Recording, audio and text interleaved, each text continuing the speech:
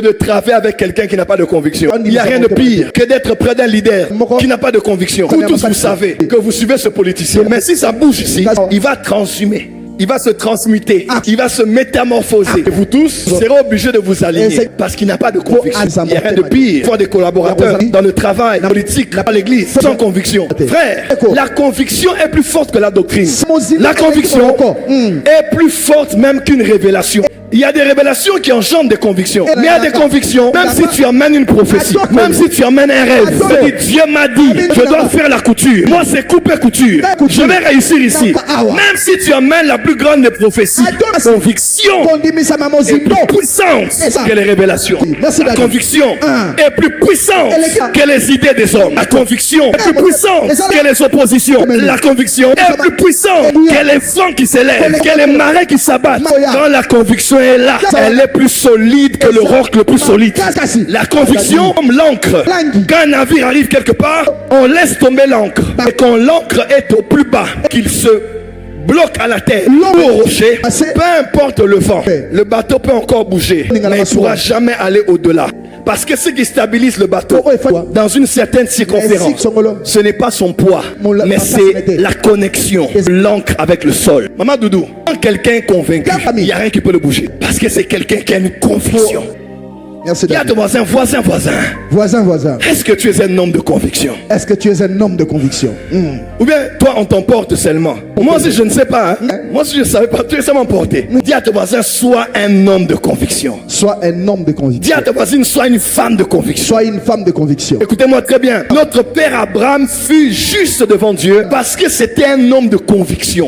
On parle d'Abraham comme le père de la foi juive, même chrétienne, parce que c'était un homme de conviction. 4 versets 19 à 22. La Bible déclare: et sans faiblir dans la foi, il ne considéra point que son corps était déjà usé, puisqu'il avait près de 100 ans, et que Sarah n'était pas en état d'avoir des enfants. Il ne douta point par incrédulité au sujet de la promesse de Dieu, mais il fut fortifié par la foi. Que ta foi te fortifie ce matin. Amen.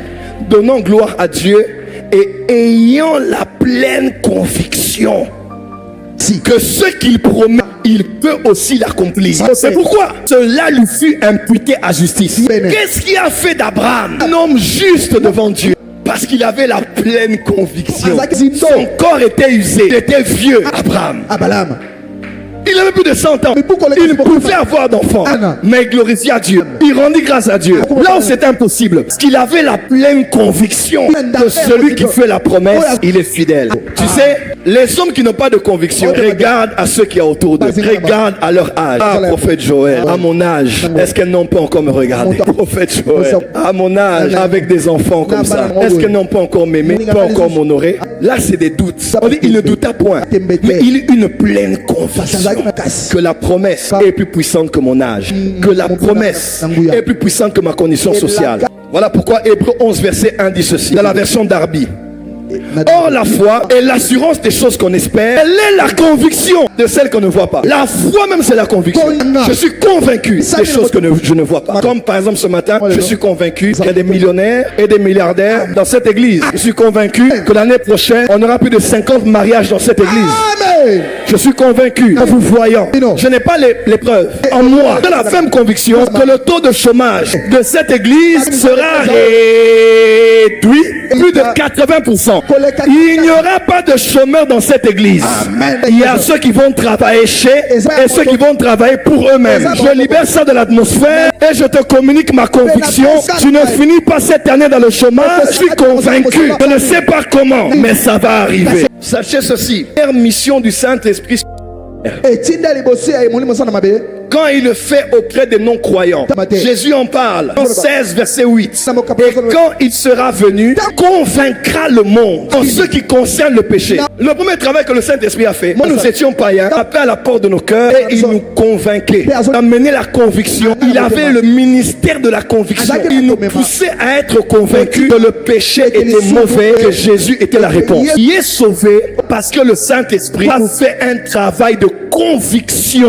Le but même des Écritures, c'est quoi? De Timothée 3 verset 16. Pasteur Mike, il est écrit ceci: toute écriture est inspirée de Dieu. Elle est utile pour enseigner, pour convaincre, corriger, instruire dans la justice. Pourquoi avons-nous les écritures? Dieu a inspiré les écritures pour nous enseigner et pour nous convaincre. Pourquoi? Parce qu'on ne peut pas être chrétien pendant longtemps et jusqu'à la fin survivre à une telle génération si on n'est pas convaincu. On vous presse ici, qu'on enseigne ici, les mardis, les dimanches. Le but c'est quoi? C'est de vous convaincre. Le travail d'un prédicateur, c'est de convaincre. Le travail d'un enseignement, c'est de créer la conviction. Merci Daddy. Ne blaguez pas avec la conviction. Alors quand tu vas voir un politicien, on l'emmène en prison. Il ne touchera pas à l'argent. Qu'est-ce qui le pousse? La fierté, l'orgueil. Des fois c'est juste la conviction. Et cette conviction-là est incorruptible. D'ailleurs, l'adoration, que dis-je? La vraie adoration et la vraie prosternation a toujours été le résultat d'une conviction intérieure. Paul en parle dans 1 Corinthiens 14. Alors qu'il parle de la prophétie, il parlait en langue. Versets 24 et 25, il dit ceci. Mais si tous prophétisent et qu'il survienne quelques non-croyants ou un homme du peuple, il est convaincu par tous, il est jugé par tous, les secrets de son cœur sont dévoilés, de telle sorte que tombant sur sa face, il adorera Dieu et publiera que Dieu est réellement au milieu de vous. Amen. Cet homme, après avoir écouté la parole de connaissance, va se prosterner, il va adorer, va rendre public, même en quittant l'église. Dieu est parmi eux. C'est pourquoi? Parce qu'il est convaincu par tous. La vraie adoration n'est pas une adoration seulement où on lève les mains et où on chante, mais où on est convaincu. Une phrase a un sens, que chaque mot a un sens. Chaque attribut de Dieu que je sors a un sens pour ma foi. Jésus disait à ses apôtres, Luc 21 verset 12, version Semeur, il dit ceci. Mais auparavant, on se saisira de vous, on vous persécutera, on vous traduira devant les autorités religieuses juives. Et vous serez jetés en prison. À cause de moi, vous serez traités devant les rois, traînés devant les rois et les gouverneurs. Verset 13. Ces choses vous arriveront pour vous donner l'occasion d'apporter un témoignage. Verset 14.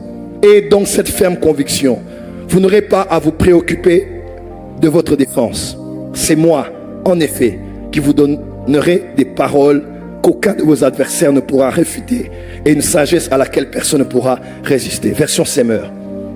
Jésus dit, à cause de moi, on vous traînera devant les tribunaux afin de rendre compte de votre foi. Ce sera un prétexte de témoigner de moi. Il dit, vous aurez la pleine conviction. Il dit, et la pleine conviction que vous n'allez pas improviser. Vous donnerez des paroles. Dis à ton voisin, dans la vie chrétienne, face aux accusateurs, face aux juges, face à ceux qui attendent de toi une réaction. Sois un homme de conviction.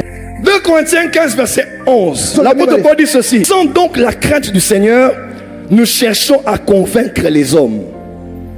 Le travail de Paul était de convaincre les hommes afin de les emmener au salut. Dis à ton voisin, ne joue jamais et ne blague jamais avec une conviction. Amen. Il y a un frère à l'église de Paris, il est dans le protocole, il est venu me voir. Oh, je suis convaincu que je dois aller continuer mon ministère. Je lui ai posé une autre question, il m'a dit je suis convaincu. Je lui ai dit, Mbadi, pardon, je l'ai pas.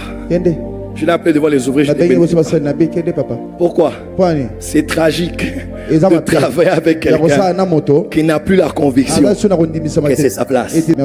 Mais c'est un bonheur, malgré vents et marées, d'avoir quelqu'un qui est à tes côtés, qui est convaincu que c'est sa place. Il te fait rêver.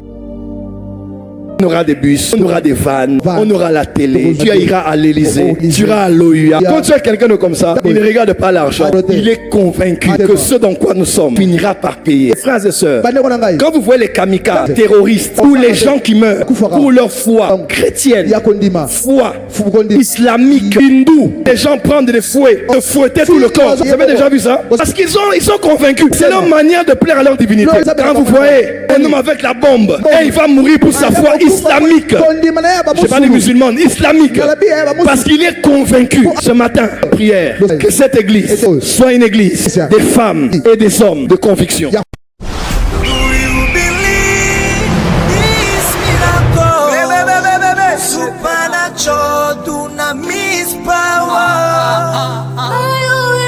Rakoto